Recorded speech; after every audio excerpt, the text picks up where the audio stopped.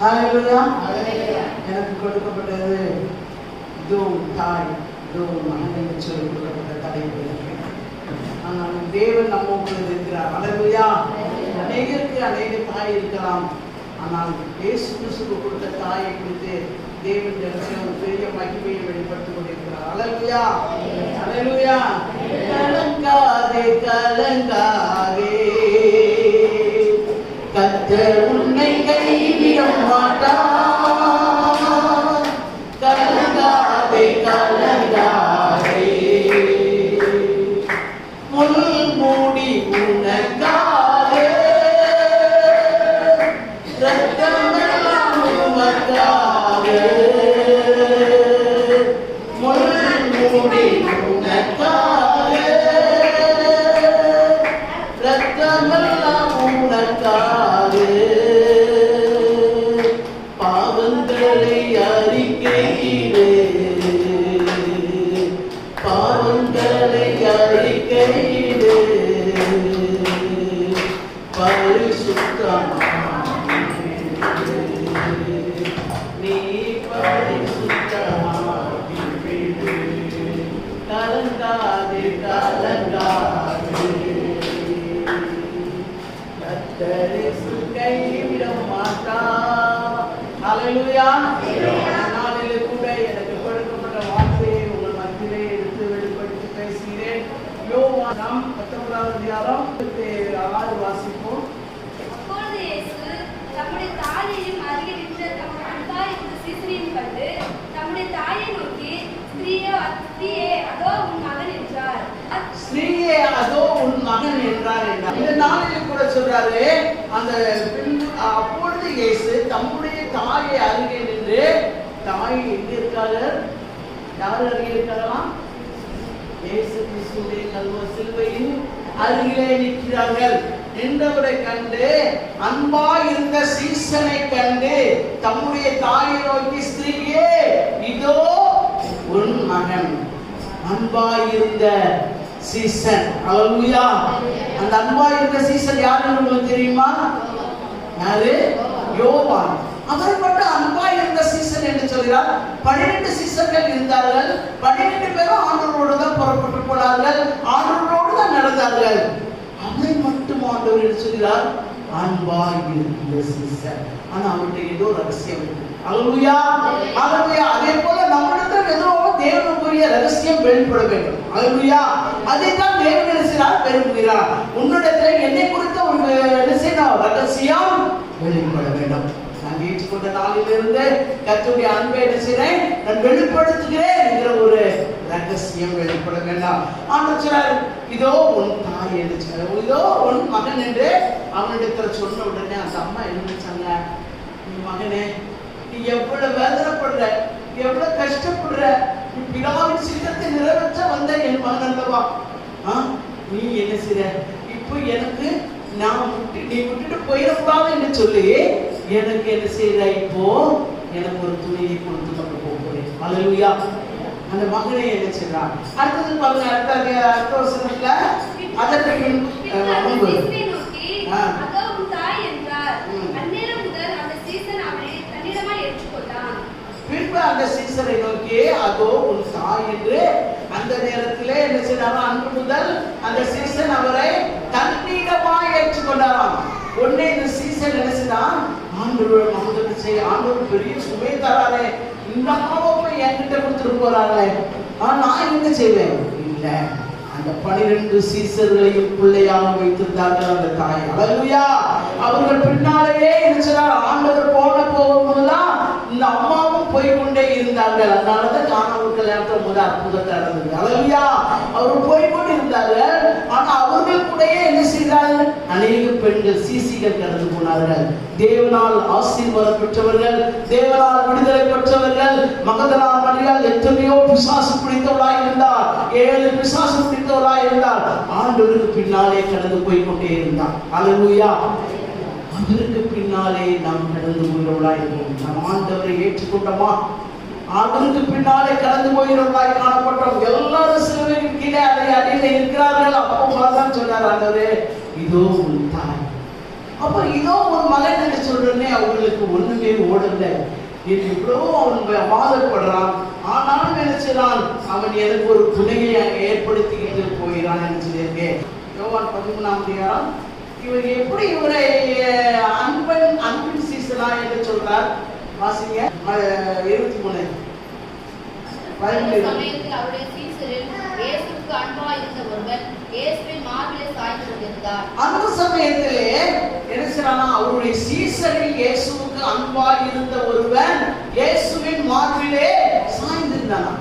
ஏன் இந்த 10-12 பேரும் சாய முடியாதா? ஒருத்தான் ஆண்டவர் காட்டி கொடுத்து வந்துட்டான். அல்லேலூயா. மிச்சம் 10 பேர் இருக்காங்க. அப்பா அதுல சண்டை போட்டுக்கலாம். ஏமா நீ நவரு, நான் அம்மா முடியல, நான் தான் இருப்பேன். நீ நவரு, அப்பா தோல்ல நான் தான் சாய்வேன். ஆனா அந்த இடத்துல யார் சாய்ந்துட்டானா? அடுத்த வருஷம் வாசி பாருங்க.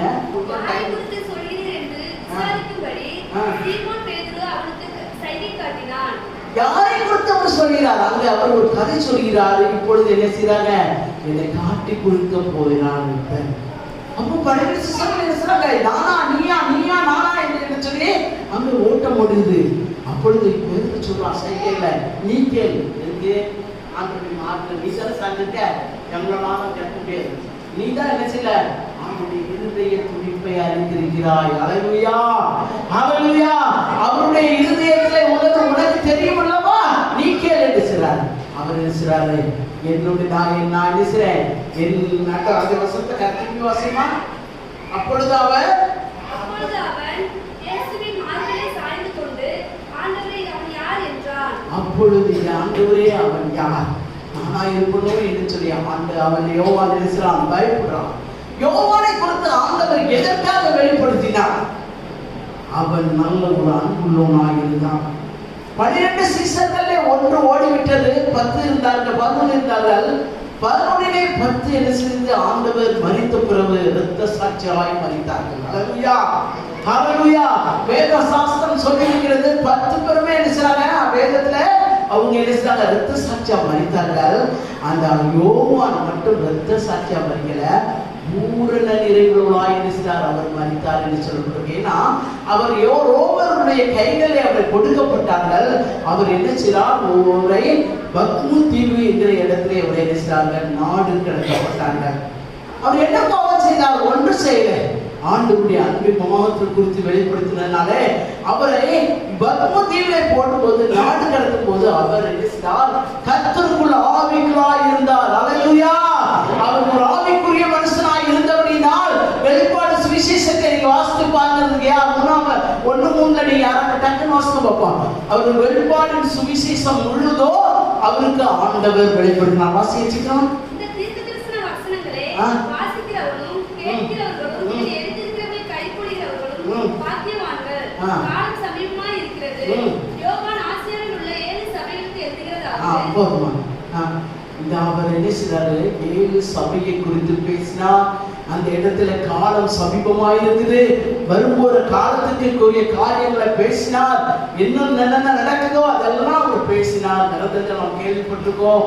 இன்னும் ஆண்டவருடைய வருகையும் அப்படி தாங்கியிருக்கிறது. புதிய வானம் புதிய பூமியும் அதுக்குள்ள தாங்கியிருக்கிறது. அல்லேலூயா.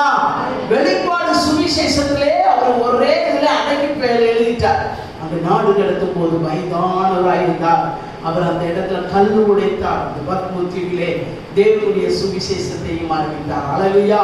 இந்த நாளிலே நீ உபத்திரப்படும் போது தேவனுடைய அன்பை நீ பேசுவாயா என்று ஆண்டவர் கேட்கிறார். அதுதான் அவருக்கு முக்கியம். நீ எனக்கு வேணும், நீ எதுக்கு வேணும் எனக்கு, என்னுடைய அன்பை நீ எடுத்து சொல்லுவாயா? என் அன்பு விளையாடப்பட்டது அல்லவா? என் அன்பு உங்களுக்காக சிலுவையில மதிக்கும் போது காலையில பாஸ்டர் எழுதுறாங்க. இந்த ஏசாயா தீர்க்கதரிசனம் 53 வாசிக்கும் போது அவருக்கு அழகும் இல்லை, அவருக்கு சௌந்தரியம் இல்லை, அவர் விரும்பத்தக்க ரூபமும் இல்லை, அவர் இளங்கிளையை போல. உண்மையிலே இந்த வசனம் பாஸ்டர் எடுப்பான்னு நான் நினைக்கல. நான் எப்படி தியானித்தேன், ஆண்டவரை அவர் எடுத்தாங்க. அந்த அம்மா அப்படியே பார்க்கிறாங்க. அவங்க பார்க்கும்போது அவருடைய முகத்தை பார்க்கிறாங்க. அந்த முகம் பேசுறீங்களா, அந்த முகம் என்ன செய்தான், அப்படியே விரும்பத்தக்கது மாதிரி இல்லை. என் மகன் எப்படி பிறந்தான், என்ன அழகுள்ள பிள்ளையா இருந்தான், ஐயோ அந்த கேடு அடைந்து விட்டானே, அவனுடைய முகத்துல எவ்வளவு ரத்தம் ஒழுகுதே, என்னால துடைக்க முடியலையே, கல்வாரிகளை சிந்தி கொண்டிருக்கிறாரு. ஆண்டவரே உங்களுடைய சித்தத்தை நிறைவேற்ற என் மகனை ஆளும் என்று சொல்லி அழுதார்கள்.